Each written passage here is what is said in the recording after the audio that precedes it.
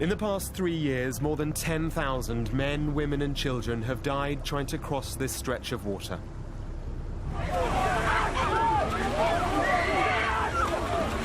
Migrants. People. Each one had a story, a hope, a dream. Over just 6 days, we'll witness the intensity of the rescue attempts, the helplessness of the migrants, and the hopelessness of the effort to end the crisis. Keep breathing, come on, come on.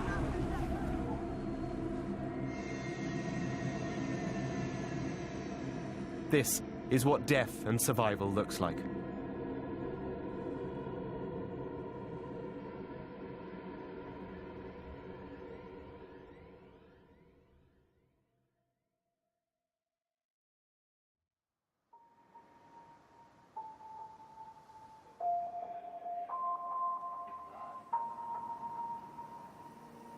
As a journalist, I've reported on almost every aspect of this continent's migration crisis. Everything except the most dangerous part of the migrants' journey, the sea crossing, where thousands are saved and thousands die. There is a calmness to our early morning departure. The sea is flat and the air warm. There is apprehension and there's adrenaline. We're traveling with rescuers, medics and sailors. On board the Topaz Responder, a floating ambulance. They know their roles and they know the challenges too. But the next 6 days will be among the hardest they've experienced. As swell comes in, both the vessels make like this. They can... you get a crush injury? This, not to happen again. That is the most important. And we'll be with them through it all, as observers who become participants. We can work around what you advise. And then we can work around too. We'll see how bonds are formed between us all and with those who'll be saved. If we did have a case like that, we come alongside and the stretcher could actually be taken from the foredeck or the aft.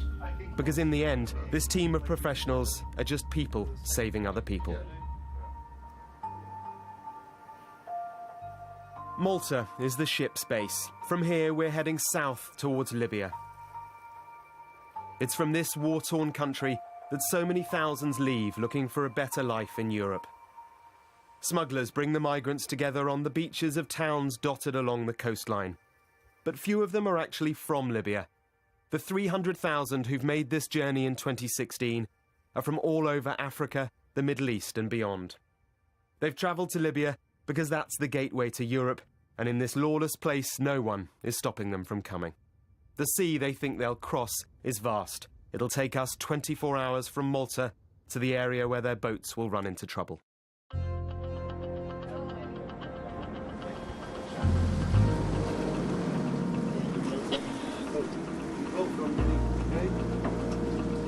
The journey south is the time for the crew to train and get to know each other. To kind of bring me in, try and bring me in round the back. We recover the casualty first. Somebody always needs to look at that person. There are 3 teams here, and they've not all worked together before. The Topaz crew run the ship. Men from Tanzania, Russia, Ukraine, Poland. The medics are from the Red Cross, a doctor and her nurses. Women away! And the rescuers are the backbone, MOAS, the Migrant Offshore Aid Station, a charity. They don't make a profit, and they're not political. My name's Nicholas Romanuk. I'm the able seaman, so crew on the FRDC, and rescue swimmer. So when we have a rescue, I go on board the rescue craft, and if someone needs to board one of the migrant vessels, the on-scene coordinator can give me the green light, and I'll go on board and start stabilizing the vessel and keeping people calm. For the rescuers like Nick, there is an anxiety to this downtime as we head south, because he knows what's to come. When we have rough weather like this, it can be pretty quiet for a couple of days. The problem with that is that people will then everyone who wants to leave, they start kind of piling up on the beaches, and they'll all leave at the same time. So that can mean up to 20 boats, maybe 30 boats. I think what some people were coming across last week was, I think they had 6,500 people in one day.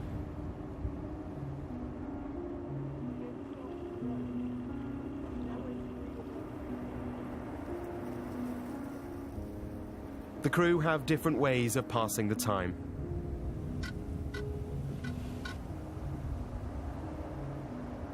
It's the fish. Madina will hold. There's like 2 or 3 black barrels, and they're attached together so they float, and there's a length of line underneath them, and there'll be palm trees attached to that, and it creates a shady area so the fish come in, because the fish don't like to be hanging out in the sun either, and they congregate around shady areas. So we're going to troll backwards and forwards and see if we can catch one of the fish. For dinner. Well, lunch if we're quick enough.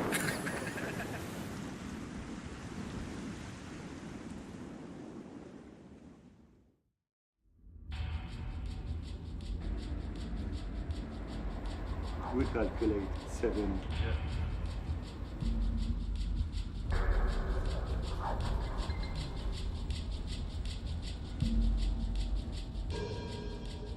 It's just gone 5 a.m. and we've just been woken up by the team here on the MOAS migrant rescue boat. They should be rescued pretty shortly, so... 5-4, negative.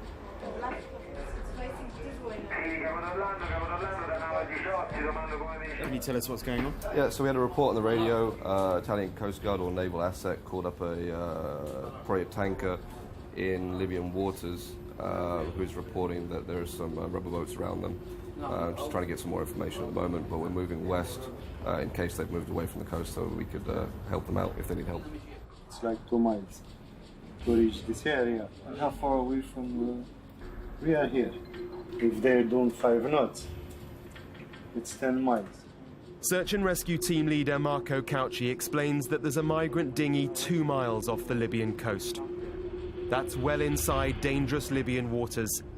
But the smugglers will only have provided the migrants with limited fuel for an overcrowded, poor quality dinghy, and so a rescue will have to come. Coordination is by radio from the Italian authorities in Rome. It's time to move.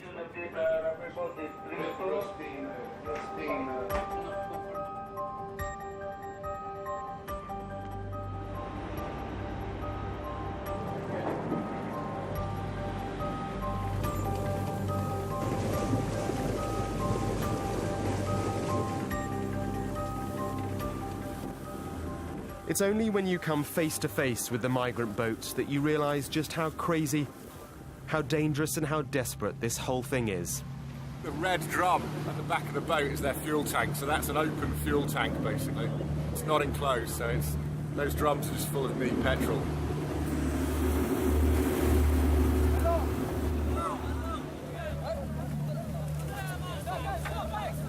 The boat is packed, and the challenge for the team is massive. We've moved up close now to the migrants. The job of the rescue teams now is to get the life jackets from this rescue boat onto the dinghy. Listen to instructions from this man, from this... Paul and Nick need to take control, to keep people calm. Most here can't swim. We're 12 miles off the Libyan coast. Europe is 200 miles to the north. They must stay seated until the main rescue vessel can be brought alongside. Mid-rescue, a surprise. The Libyan Coast Guard turns up. These are the people who are supposed to be stopping the migrants. It's clear quickly that they're really not up to it. Hello, I'm Mark from Sky News. How are you? Salam alaikum. We manage a few words with them. They told us they do try, but it's impossible, they say. There are so many leaving.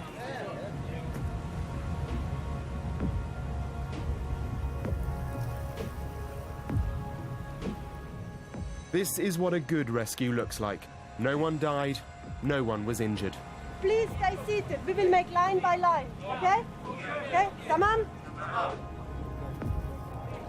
They're checked, and within a few hours are transferred to another vessel. They'll head to Italy. We're going to take care of you slowly, so you must sit down and wait. But here's the uncomfortable reality. Where are you from? Morocco. Morocco. And you, Morocco? Yes. And where are you from? Pakistan. Pakistan. Pakistan. Huh? Pakistan. Pakistan. Libya. Libya. Morocco. Morocco. My nationality is Moroccan. I'm from Libya. Is working. Many of these people have no right to be in Europe. They won't get asylum because they're not from countries at war. They're not persecuted.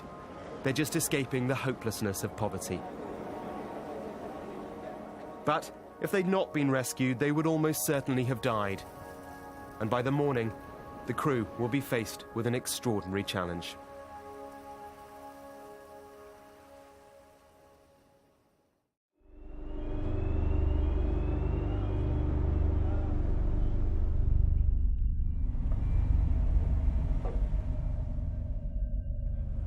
It's just hours since yesterday's rescue. They're out again. The crew of the Topaz Responder have trained for this. But in the darkness out here, everything is so much harder. So much can go wrong. My concern is if the rubber dinghy has been out since yesterday, the whole day, they might be severely dehydrated because they usually live without water. So we might see severe medical conditions out there.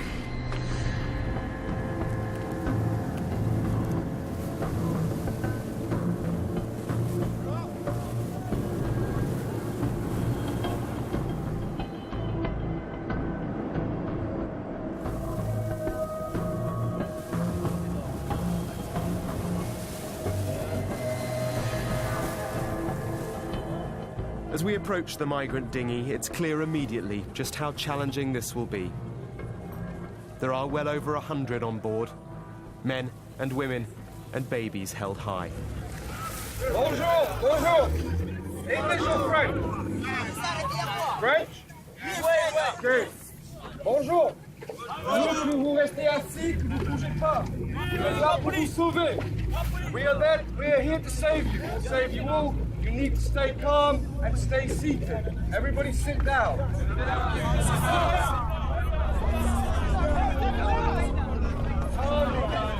Everybody, calm down. Stop talking. Arrête de parler. Arrête de parler. The priority is to get life jackets to everyone.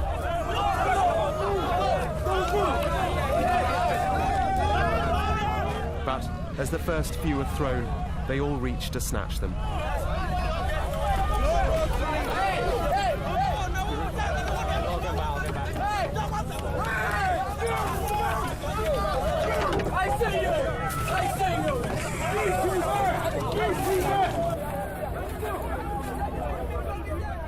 The rescuers back off and attempt to bring back order.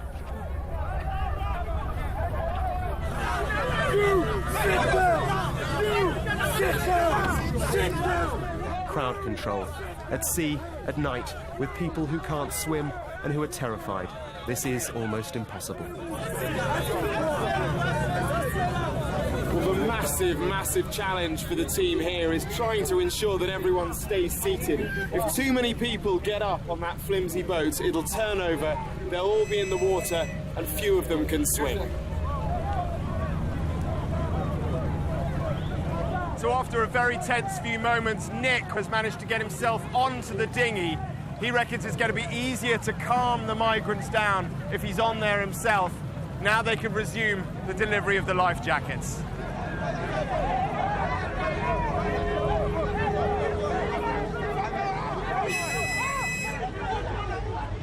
With the main rescue vessel alongside the dinghy, they need to be offloaded one by one with care and order.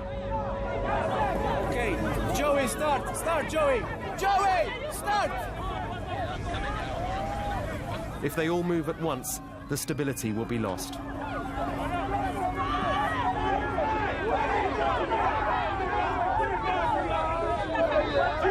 The first few are brought off safely, the babies.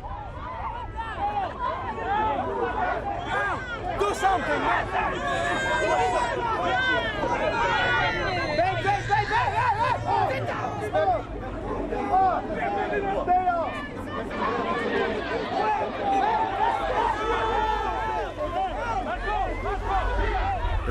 there's a rush.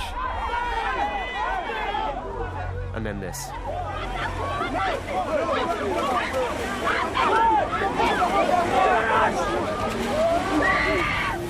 In the water are gallons of fuel from the dinghy, and they're swallowing it.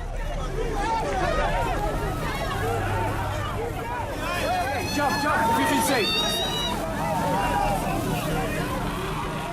As journalists, we have an obligation for detachment, to observe and to report. But here, a human tragedy is unfolding in front of us. We are now part of it. Hold my hand. Hold my hand. Keep breathing. Come on. Come on. His name is Abdul Latif. 1, 2, 3. And he survived. Oh.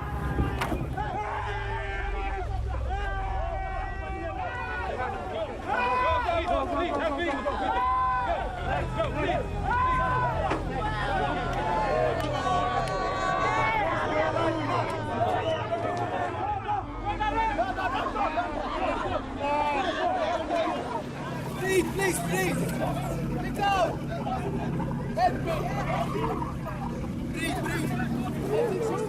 In the chaos, it takes us all a few moments to realise that rescuer Paul Chamberlain is in trouble. Paul! Paul! Paul, give me a hand! Paul! Paul! Paul!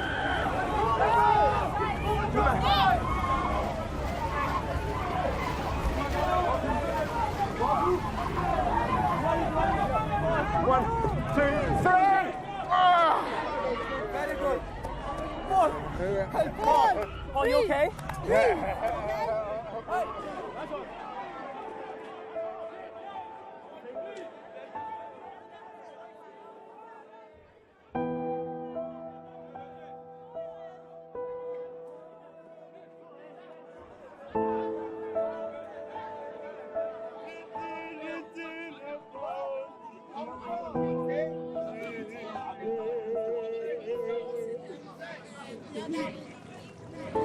Are you all right? Yeah. A lot of fuel in the water, so I'm very, very conscious that I've taken on. I'm scanning the horizon as we go. Yeah. Hey, stay here. Wait.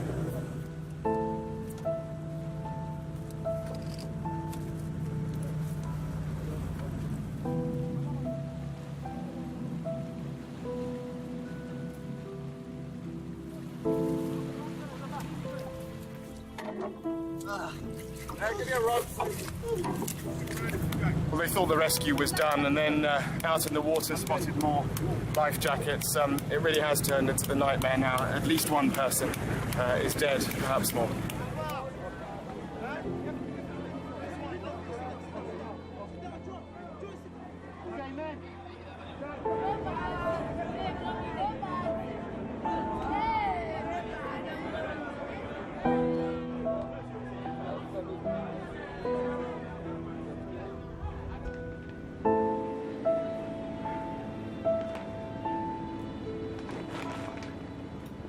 How do you cope with it? By smiling, man. And saving more people.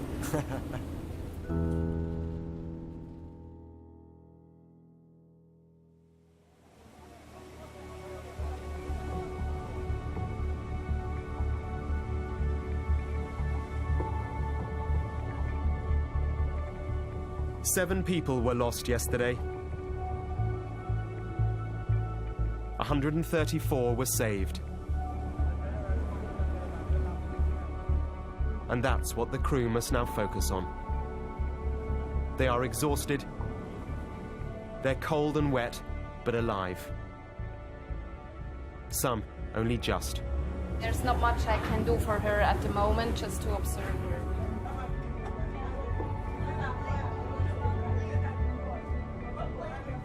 The 6 children all survived.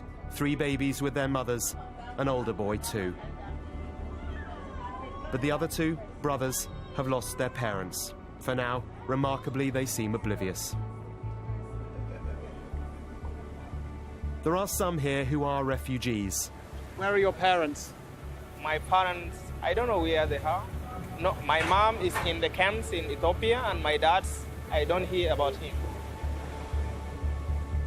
like Queeth, who wants to finish his education away from South Sudan's war. What is your Commerce. subject? Commerce. Commerce. Yes. But most here are not refugees. They are just escaping that hopelessness of poverty. I'm going to Europe, so look for something, work and get some money, I become a good citizenship there so that I can be able to rescue my family, because in Nigeria the economy is not really helping us at all. They just want a better future, and with such simple ambitions. My plan is that I want to continue my work again in Italy. I want to go and learn how to sew again better than the one I am before. That is why I left Nigeria. How strong must that desire be to put themselves through what we've now seen?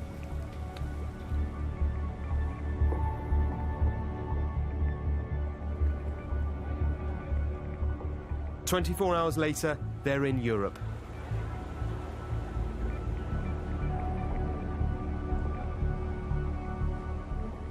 Lives saved and bonds made. But their journey, their recovery, is far from over. Some will get asylum, some will be sent home. Many will disappear into an illegal limbo. Europe's ability to deal with such an extraordinary movement of people is failing terribly. But those who choose to save lives won't stop. If people could see the reality, could actually be out here, I think if they saw the reality of the human side of it, the human suffering, then they would jump in and help out as well, for sure, regardless of what they think sitting at home now.